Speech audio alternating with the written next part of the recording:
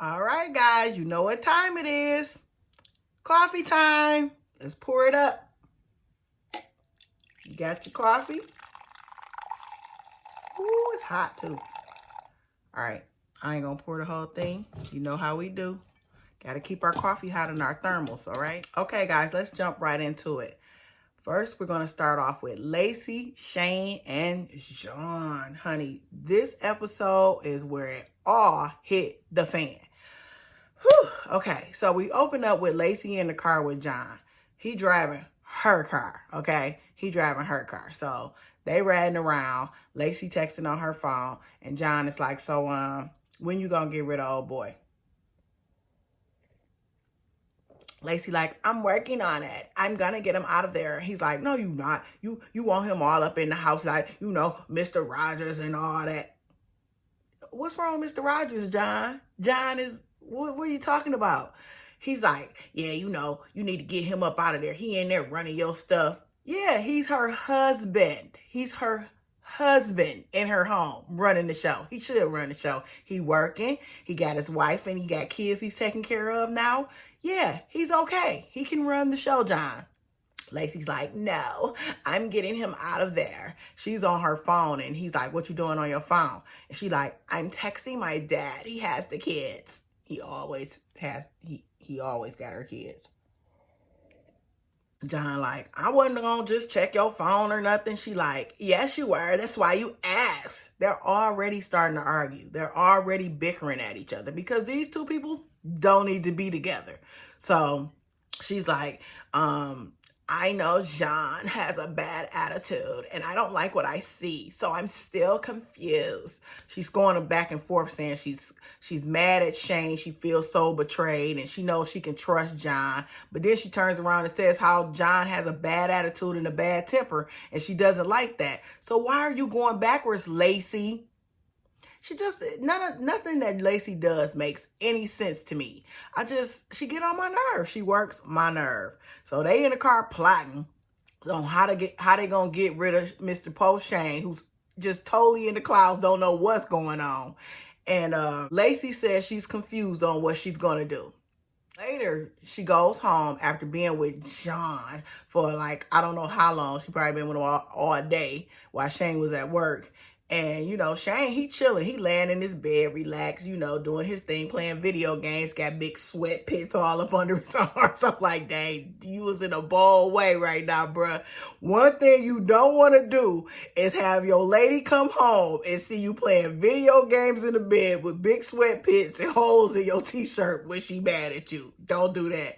Let me just tell you, even if you didn't know that y'all was beefing like that, when she get home, have the house looking decent, maybe cook her some dinner if you in the doghouse. Don't look like a bum. Even though you working, she gonna think of you in her mind like, this bum ass. I felt bad for Shane laying in that bed all vulnerable. So Lacey come in, she just want to pick a fight.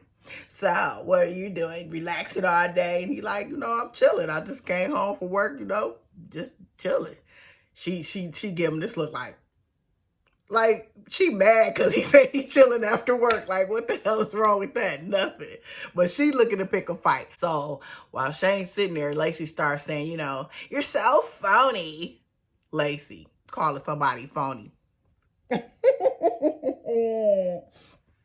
Lacey, you the last person that needs to be calling anybody phony, okay? She says that Shane is so phony. He like, yeah, okay, well, you too or whatever. Shane ain't just gonna sit there and take it now because he like, I ain't really did nothing. Yeah, I know I cheated, but let's go back over the record, honey. Let the record show that you was the first one lying and being fake and phony with me. And, she's like, I told you everything about John up front and you cheated on me. And Shane is just like, Lacey, I love you. Like, I made a mistake. That's his thing. I'm young. I'm just out of prison. I made a bad decision. Of course, he keep calling it a mistake. I call it a bad decision. He makes a bad decision. And he's like, everything was fine this morning. Like, why is everything all of a sudden a big problem? Because when Lacey in the car with John, he like, no, you in the house acting like everything cool. You acting like everything is normal. She like, no, I'm not. I'm just trying to keep the peace. He like, what you trying to keep the peace for? Let him know. He gotta go. It's time for him to go. So that's why Shane is like, I don't know what's going on, because Lacey ain't showing him that she ready to go, that she want him out the door so she can screw John. That's all this is about. She want to screw John, talking about, I want to make sure that I broke up with Shane before I get back with John. We haven't had sex or anything. Lacey, you're married. This not your boyfriend. You mean, are you going to get your divorce first? Are you going to go all the way through with your divorce or completely separate from your husband before you go sleep with your ex-fiance? Girl, bye. I just can't with her. I cannot with Lacey. She's so full of crap. Talking about, yeah, I'm not going to do anything until I break up with him. Girl, you already did. You kissed him. You went over there visiting with him. He been driving y'all car all day. Girl, bye. Girl, boom. You already violated. So you ain't no better than your husband. As far as I'm concerned, you're talking about him. At least he did it before the marriage. You're doing it during the marriage. So Shane is lost. He's like, Lacey, you know I love you, Polar Shane. I am Team Shane. Can I just say, I feel bad for Shane. He is so lost in the woods. He's like, I love you, Lacey. You gonna just throw everything away that we have together and just put it all away? He can't believe it. And she's like, get out. And she's throwing all his stuff in boxes and all this stuff. And he trying to plead his case. He's like, this is going to be it, Lacey. It's going to be over between us if you do this. And Lacey don't care. She like texting John like, this MFR ain't leaving or whatever. So she ends up walking up out the house and Shane follows behind her. He like, Lacey, why are you doing this? And what do he see? Who walking up? That damn Sean. Coming up like he Big Willie, talking about daddy's humble, some junk in the clip they said. I'm like, John, really, John? Now, I like John a little bit, but I do not like John no more. He just really irritated my soul this whole episode, talking to like, you know what I mean? Talking to all, I want him out here, you know what I mean? Like, come on now, John. You is wrong as two left shoes popping up just fresh off out of rehab, still in rehab, trying to take this woman's husband and put him out the house. And Lacey gonna do a rollover while her kids is with their grandfather and send them, they gonna go away with Shane as a father and come home to John. How is that gonna work, y'all? Please explain that to me. I know her daddy gonna be pissed when he found out this bull crap is going on at that house. Anyway, we gonna see what happened with that. I'll tell you one thing. I've already seen video clips of Miss Lacey laid up in the bed with Shane, because Shane's hair is all grown out to some freaky curly hairstyle, okay? And they in the bed telling people happy birthday. So they clearly didn't fully break up. So something else happened. And I think John ended up going back to jail. So we'll see how that drama unfolds, because I believe the next episode is the season finale, guys. We got to find some more shows to review. But anyway, we'll see what happens next week. Moving right along. Okay, guys. Angela and Tony. Yeah, it's time for the drama to unfold. Well, anyway, it wasn't much going on, but Angela and Tony are setting up for the wedding. Angela had one, of course, they're having a beachfront wedding. So she goes out with the wedding planner and they're planning everything out. And she mentions how she's paying for everything because she wants this wedding to be the best thing ever, since they have been through so much with her and Tony. So while she's doing the wedding, her friend Tansy is going over the details of the wedding. The Buddha gonna be here and some candles gonna be over here. And then she says, your party will be here. And Tony's groomsmen, they'll be down on this side. Tony doesn't have any groomsmen. Like, how you know? He ain't got no friends. He's like, oh, wait, yeah, I do. I got my friend Andre with the gold teeth. She's like, who's Andre? He's like, my friend I met in prison. What? Excuse me, Tansy. She got to go check Mr. Tony, because she don't know who this Andre is. And if she don't know who he is, he ain't welcome, okay? He tells her, I met him in prison. This is a guy that I know, and I want him to be my best man. Tony says he doesn't want to be by himself. He says that, his family and his friends are all in California, and he doesn't want to be alone. He wants somebody on his side, especially after finding out that one of Angela's best friends tried to propose to her. He wants somebody to have his back at his wedding, okay?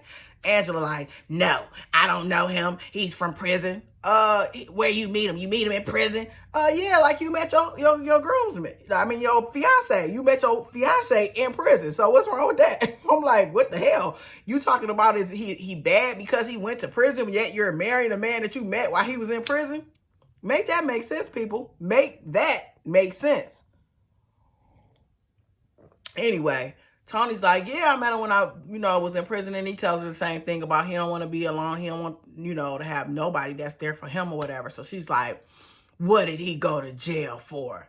He's like, selling drugs. What? And you a drug addict? That don't work. So she wasn't happy about that. Angela basically is like, you don't go good with a dang old drug dealer. She like, you can go ahead and marry Andre, because if that's what you want to do, you could go ahead and be with him and y'all make the perfect couple. And Tony's like, I just want somebody for me. So she's like, well, what are we going to compromise? I tell you what, he can be in the wedding, but before the wedding and after the wedding, I don't want you around him. Okay, whatever. So Tony's like, yeah, I'll do that. I'll do that. He doesn't do that. He goes on and lets Andre throw him a bachelor party. I don't know why he called this a party, because it's just him, Andre, and Tommy. She sees Tommy as a person for him to hang out with for his bachelor party. As if him and Tommy are friends. My video cut off. All right. So Tommy, the babysitter, and Andre with the gold teeth. We gonna see Andre. Andre with the gold teeth. I gotta throw his picture up here somewhere. Them teeth, what's going on with Andre's teeth, y'all? They was like molded but beat, and like his teeth must be completely deformed and somebody just wrapped them with a gold front. I don't know. I don't, that's a mystery to me, okay? Andre with the gold teeth. All right, so they go out to the strip club. And, they having a good time. Tony's happy. He's getting his drink on. And Andre is ordering strippers for him. So Andre said, I'll be right back. I got to go to the bar. So Tommy takes that time to say, what is it that makes you want to be with Angela? And Tony's like, well, she's the one. She balances me out. She's yin to my yang, blah, blah, blah, blah, blah, blah. Tommy ain't trying to hear that junk. He like, won't you just leave her? Won't you postpone the wedding? He like, for what? He was like, ain't you going to get tired of her bitching with you and fussing at you and all this stuff? And Tony like, what? I'm supposed to leave her so you can get her? And he like, well, yeah. But he doesn't say that, of course. So when Andre comes back, Dre with the gold teeth, he come back and they talking about Angela. And Dre like, okay, so what, you like Angela or whatever? And he like, he proposed to her. Tony goes on to tell her Tommy proposed to his lady. He like, oh, you love Dre. Dre is shocked. Dre don't know what's going on. He like, oh, you really love her. And he like, yeah. He's like, well, now that's a problem, because I'm his best man, and we gonna crush you. We will crush you if you cause any problems at this wedding or whatever. And Tommy like, I don't care. I ain't scared of neither one of y'all. He like, what you think we supposed to do about you? I gotta handle that. I'm his best man. You talking about you love his fiance. I gotta handle that or whatever. Tommy don't give a damn. When the strippers come over, the strippers go take Tony over to the floor to give him a lap dance. They put handcuffs on him, and he is excited like a daggone kid with some cake, okay? He's sitting there getting his lap dance. He rubbing all on the lady butt, who is on the sideline with their video camera. Old Tommy, recording it all, sending screenshots and video clips to Angela. Angela sees it. She's like, I'm at my hotel, resting, getting ready for the wedding, and I get these videos, these pictures of Tony out there with some strippers. Oh, I gotta get up there. Angela gets up there. She's pissed, of course. What are you doing, Tony? Tony like, I'm having a good time. He feeling himself at this point because he been drinking. And she's like, get out of here. We're about to go. I don't have time for this, and I don't have time to argue. And Andre just sitting there like, is this Angela? And Andre ain't never met Angela, but he met her tonight. She came in like a storm. She's pissed. She says, Tony is addicted to attention from women, and this is not a good place for him to be. She blamed Andre. She knew he was going to be a problem. She wanted him away from Tony as soon as possible. So she gets Tony up out of there. Tommy runs before Andre can get him, because he know that if he stay behind with Andre might check his ass. So Tommy get the hell on as soon as Angela get there. So Tony says, it's all good. I'll leave with you or whatever. She claims that she has to reconsider if she going to marry this man. But in the next clip for the previews, we see that they getting married. So whatever. We'll see whatever happens with that. So this kind of was a filler episode, but moving right along. Brittany and Marcelino. Now, Brittany is still pissed. Of course, she found out that Marcelino had been lying to her and that he was supposedly going out with his cousin to play poker, but she found out he had been going to some poker coach, and she didn't know, and she felt betrayed because he lied to her. So she goes and meets up with her ex-girlfriend, Amanda. Now, Amanda and Brittany had been together all while she was in prison. So this was her boo. This was her number one. This was her main chick, okay? They meet up at the prison on the side of the road. Now, Brittany is pregnant. They sitting in the back of a pickup truck on the side of a highway facing the prison so they can wave at the people in the prison, because she missed her friend Sasha, who's in jail, who was locked up for like 10 years for some, she did an armed robbery that somebody ended up dying. I guess she wasn't the person that killed the person, but she was a part of the whole scheme that caused somebody to lose their life. So she ended up getting like 10 plus years when she got sentenced to jail. So that's her best friend and her daughter's godmother. So she's like, she wants to go and, see if the prison inmates can tell Sasha that she love her and miss her and all that stuff. She says she goes there to reflect. So whenever she's having a bad moment, she can realize that things aren't that bad, because she remembers the worst times were in prison. So that's what she says. She's sitting in the truck with her ex-girlfriend, and they just talking, and she's telling her that, Marcelino lied to me, and he's been lying, and I don't like not having trust within our relationship. And her friend is like, her ex-girl who's rubbing her hair as she's crying out to her. She's like, well, you need to find out, what's in your bank accounts and what's really going on in your relationship. And Brittany like, this just took me to a bad place. She like, my father was a addict, gambling addict, and he used to lose his whole check before he got home. That's why he had to go back to Alaska. He couldn't pay the bills. He couldn't pay our rent, and he had to leave. And I refuse to live like that with my children. She said she's not going back down that alley. She said, I'm not going to live on the streets again with my family. And if Marcelino think that I will, he got another thing coming. She said she'll leave him. He better wake up and recognize, don't let the kids and the wife and all that. She not about that life. She said she will bust up and leave. So I think she's saying leave him, not her kids. Because at first I'm like, dang, Brittany, you just gonna leave it all? But I think she was just talking about Marcelino. So later she meets up with Marcelino, who's sitting there like, oh boy, you ready for round two? He happy she home, of course, because he like, dang, you just gonna bust up on me like that? So Marcelino's like, yeah, I wouldn't have did that to you, Brittany. I wouldn't have woke you up with a beer shower and a slap. Because that's exactly what she did. Brittany like, you looked at me and through the late of night, you lied in my face. She did some kind of storylines. She did a line off the song in the late of night, just before I closed my eyes. You lied as you kissed me goodnight. That's Tony Braxton. Catch that. That's Tony Braxton. So he's like, but you act like, I did. She was like, I don't want you to lie to me. He's basically like, look, I'm new to this. He like, I just came from living in a studio apartment, going to a full-fledged homeowner, raising a family, supposed to be the provider, supposed to be the leader. Do you think I know what I'm doing? Because I don't. And she like, do you think anybody know what they doing? He like, no, but I literally just started this. I don't know what I'm doing. He was like, I started in a studio apartment, and now I have all this responsibility, and losing that money really scares me. He was like, because it's more to lose than just me. It's for my whole family. And she's like, I understand that, but I care more about trust. You can't lie to me. She's like, that is what would ruin me. I don't ask you for a lot of things. You never hear me ask you for material things. But what I do want is your trust. So Brittany's whole thing is, I don't care about material things, having big houses and all that. I care about us being able to trust each other. And Marcelino's like, he doesn't want the kids to grow up in poverty like they did. They both are on the same page in regards to their family and what they're willing to do. Now, both of them need to get a job. Both of them need to get a job. And I think Marcelino is finally waking up to that, because he says that, he can't risk it anymore. He can't risk everything for what he's doing, the gambling life and all of that. So I think he's ready to give up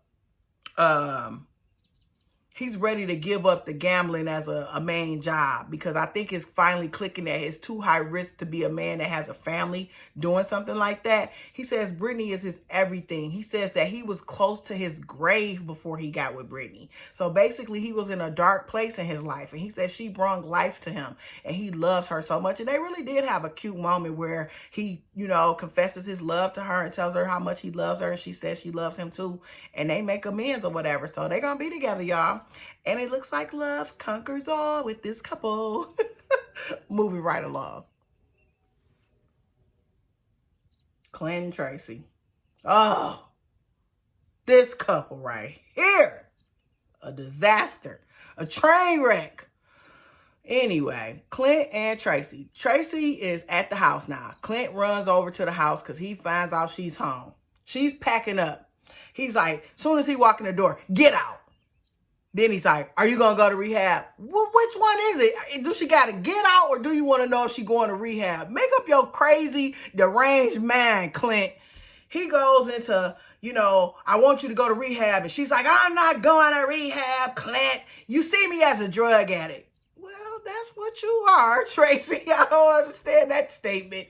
And they go back and forth. He's like, no, I see you as my wife, and you just don't care about me. You care more about the drugs than you care about me. And she's like, oh, she's just being condescending. She don't really give a damn what he's saying. She's like, yeah, I'm the worst person in the world. All I care about is drugs, blah, blah, blah. And Clint is getting mad. She's like, if you don't like your wife, why don't you go get a new one? This dumb fool grabs Tracie. He's like, yo, no, I'm done. And he grabs his phone, and then he grabs her and yanks her over to him, and he begins to punch himself in the head really fast.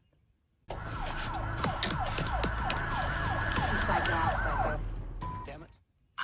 What is wrong with these people? Like, these people, I don't, this level of dysfunction, I'm out my league. I don't know what to do with these people. I don't know. They are through, okay? They go back and forth insulting each other. It seems like Tracie is a little bit nervous when it comes to that mama. I don't know what it is. I think maybe they did get kind of close, and she kind of care about what she think about her. Because when Clint goes to call her his mom, she's like, oh, get off the phone. Oh, here you go, you snitch. And he's like, you addict. And she's like, yeah, well, tell your mom that we're going to cop a bunch of meth together. Catch that, T. Did you catch it when she was walking down the hall? And she said that. Tell your mom that we got a bunch of meth together. Okay, she telling on him now. So he's like, I don't care. I'm calling my mom. And he's on the phone with the mother, and he's going off on Tracie. And the mother's like, Clint, just let it go. Just let her go. She doesn't care. She doesn't care about anything. And she's Tracie in the background like, yeah, I know. I don't care about anything but the drugs. And Clint's mom is basically trying to make sure her son don't go to jail. So she's like, just come over here with me. He's like, I am. I'm going to come with you. Or whatever.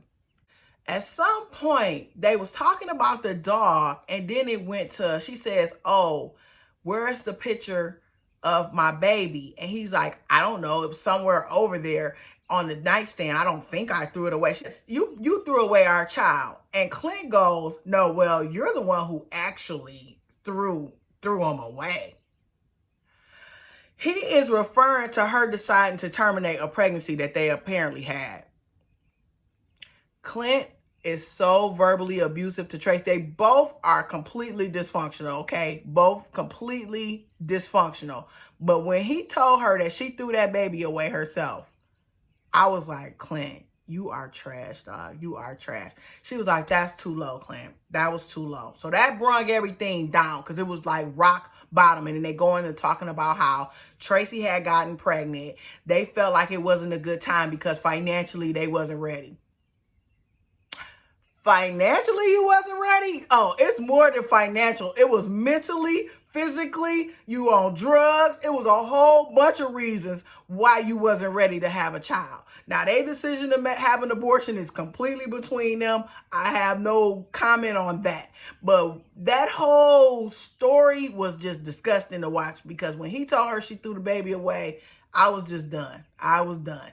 And they calms everything down. They get to talking. She tells him, you know, I do want to go to rehab. She just didn't like that it was an ultimatum, like, if you don't clean yourself up, then I don't want to be married to you. Well, that's usually how I go, Tracie. Most people don't want to just stay married to addicts. That's usually how it kind of works. So she calms down and says after going to visit with her mother, she's decided that she is going to go to rehab. I think Tracie just want to stay out of jail too, on top of that. I don't think she want to go to jail. So she says that having the abortion was the worst thing she ever did in her life. She says that's when she really spiraled on the meth. But she was already on it, though. She was already on it, but it took her in a deeper, darker place, she says.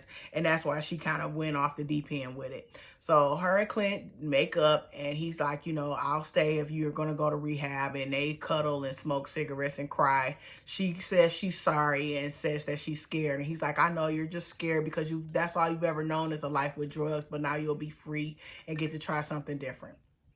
And that was that for them. That couple is very exhausting. And if I was Clint's parents, he claims that his parents has distanced themselves from him.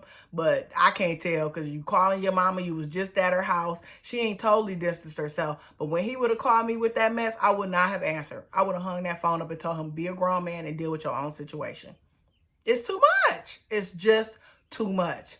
Moving right along. Last fill up, guys. I actually had a lot of coffee left. Wrap it up with Sarah, Michael, and Maria. Oh, boy. We back with the chaos, everybody.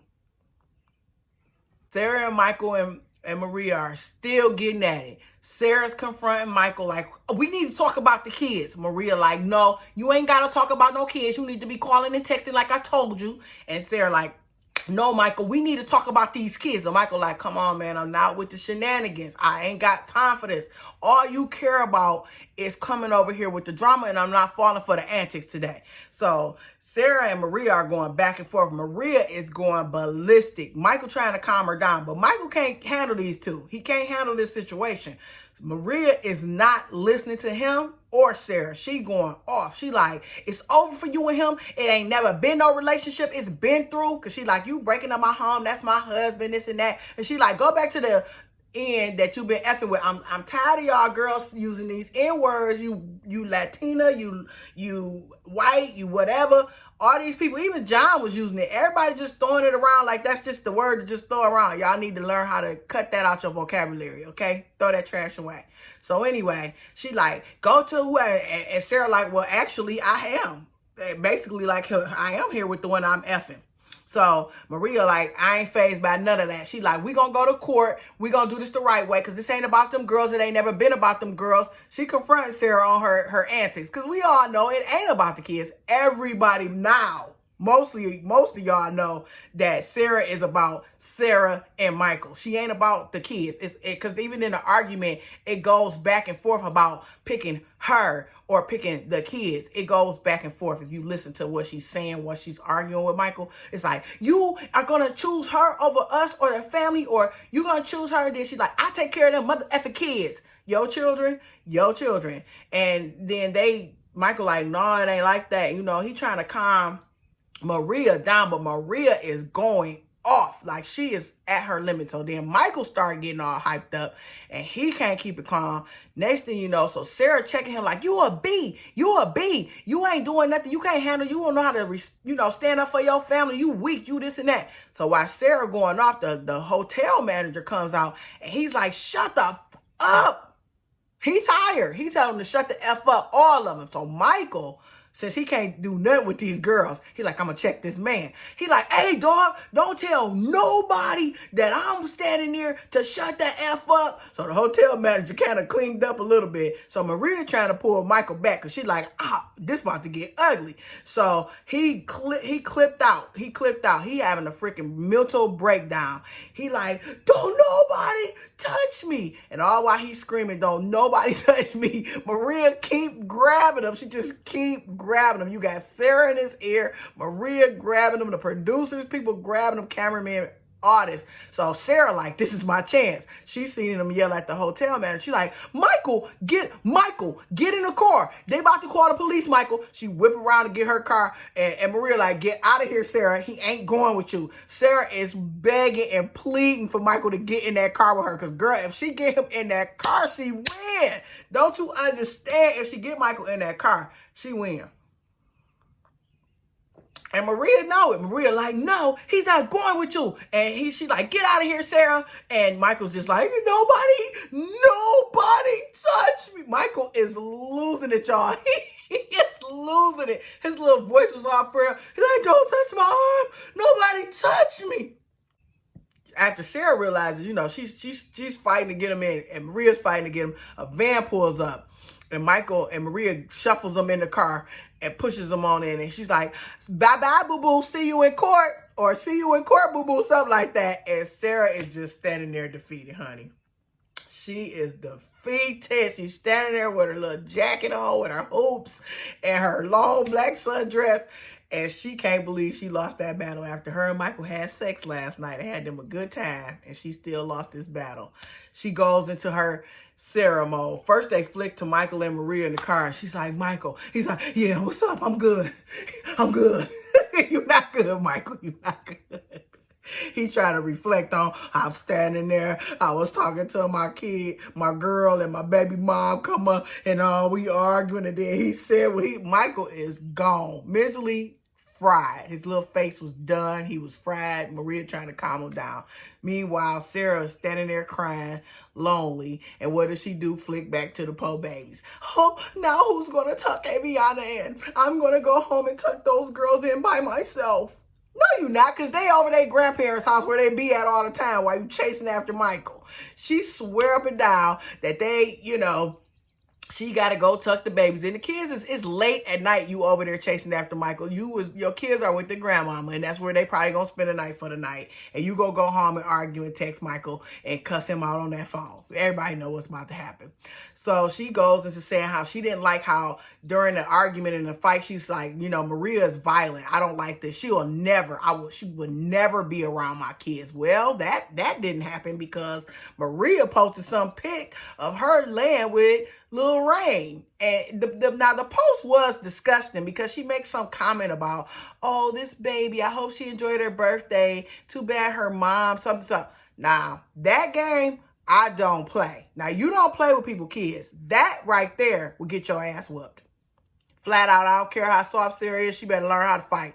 You don't post no pictures of my baby. She posted a response that she checked Maria over the phone and told her they ain't gonna never be cool because that wasn't a good look for what she did. But Maria been around them kids. Maria wasn't playing. Maria also has a mug shot out there and accusations of being a prostitute.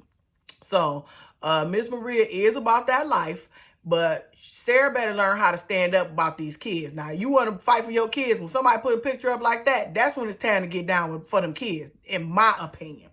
But, yeah, that was the drama for the day. She go ahead and stand there crying while everybody off calming down after all the chaos. And that was that for this episode. It was a mess. All right, guys, this episode was good. I don't know. I might have a little bit of low energy. I don't know. I apologize if I do. I hope you enjoyed my review. We do have the big lockdown going on right now. I hope your families are safe. I hope your friends are safe. Keep yourself busy. Try some new activities in-house with your family and see, what you can do if you're one of the people that's not able to work.